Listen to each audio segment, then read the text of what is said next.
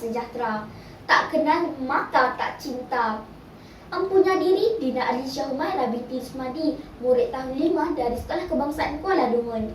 Di sekolah saya merupakan seorang pengawas dan salah seorang wartawan Squad TV.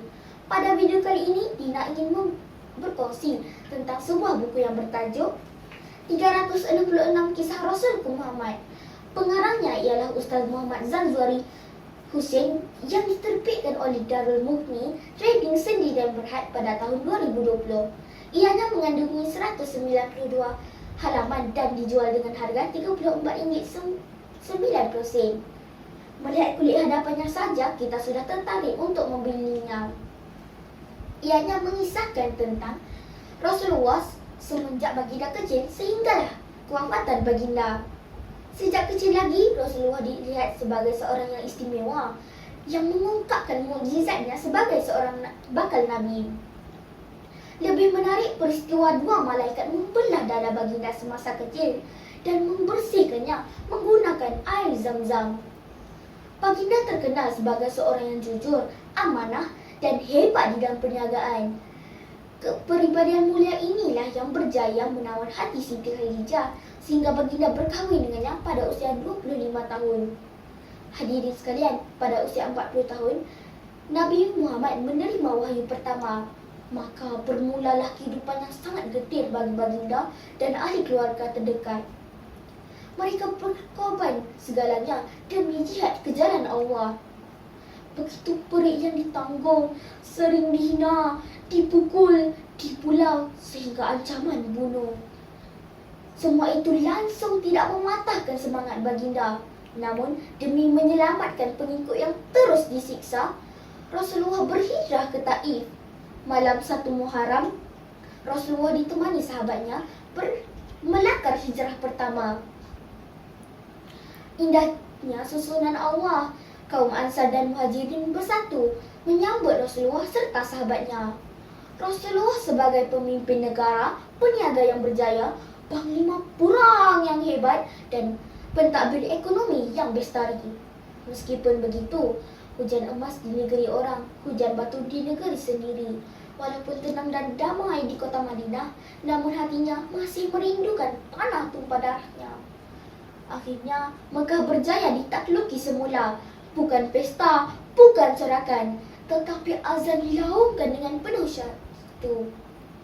Ironinya, Islam penuh dengan kemaafan, membebaskan musyrikin dan melayani tawanan mereka dengan baik. Indah juga natijahnya apabila ramai yang melafazkan syahadah berkat santunnya layanan yang mereka terima. Pada usia 63 tahun, tanggal 12 Rabiul Awal, Rasulullah wafat di rumah baginda dan ditangisi seluruh penghuni langit dan bumi. Antara pesanan baginda yang sangat terkesan di hati saya ialah peringatan bahawa jihad melawan hawa nafsu kerana syaitan tidak akan pernah berhenti untuk menghasut dan menyesatkan umat manusia. Banyak pengajaran yang saya dapat daripada buku ini, antaranya semangat setia kawan yang ditunjukkan oleh Sayyidina Abu Bakar saat menemani Rasulullah berhijrah ke Madinah. Keberanian dan kecekalan Nabi Muhammad menghadapi pelbagai cabaran. Kepribadian mulia baginda sehingga menjadi seorang khalifah yang dihormati. Buku ini sangat menarik dari segi jalan cerita dan gaya bahasa yang mudah difahami serta bersesuaian dengan tahap pemahaman pembaca. Ilustrasi yang ceria, grafik yang berwarna-warni membayangkan seolah-olah kita berada di tempat dan zaman tersebut. Jadi kawan-kawan, tidak hairanlah jika buku ini dinobatkan sebagai pemenang anugerah buku kanak-kanak terbaik dalam National Book Award. Ingin lebih mengenali Nabi Muhammad? Dapatkan 366 Kisah Rasulku Muhammad di pasaran segera. Izinkan saya untuk ke slide seterusnya. Pada slide kali ini, Dina ingin membicarakan tentang satu topik yang penting dan sangat menarik di dalam kehidupan kita, iaitu kepentingan kesihatan dan kebersihan. Hadirin yang dihormati sekalian, Kebersihan adalah sebahagian daripada iman. Kata-kata azimat ini menunjukkan betapa pentingnya kebersihan sehingga agama menuntut kita untuk sentiasa mengutamakannya. Orang yang menjaga kebersihan lazimnya ialah orang yang sihat pemikirannya. Apabila kita sihat, kita dapat melakukan pelbagai aktiviti dengan lebih berkesan. Mengikut Kamus Dewan, kesejahteraan bermaksud ketenteraman dan keselamatan. Jadi kawan-kawan, apa pula perkaitan di antara kebersihan dan kesejahteraan hidup? Secara pribadinya, saya berpendapat bahawa apabila seseorang itu menjaga kebersihannya, maka ianya akan mewujudkan rasa nyaman dan selesa kepada orang di sekeliling kita. Tambahan pula, keluarga dan sahabat handal akan berasa lebih selamat dan tidak perlu khawatir dengan penyakit berjangkit. Tahap kebersihan diri menggambarkan seseorang itu peka terhadap banyak perkara, termasuk tugas dan tanggungjawab yang diberikan. Hal ini menjamin penyakit tidak akan merebak, misalnya kurap, panau, sesema dan sebagainya. Menjaga kebersihan adalah satu amalan yang sangat penting di dalam kehidupan.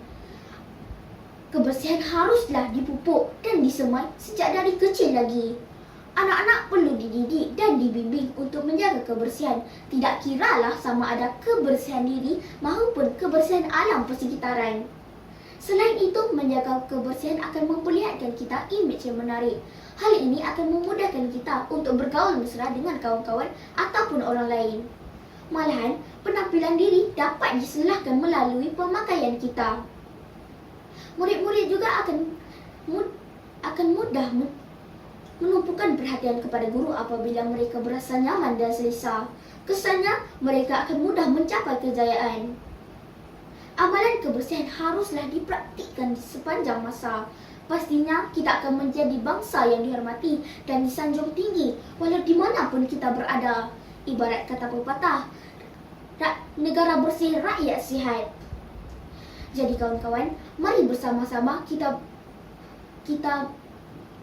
menjaga kebersihan demi kesejahteraan hidup kita. Sekian, terima kasih. Wabillahi taufiq wal hidayah. Wassalamualaikum warahmatullahi wabarakatuh.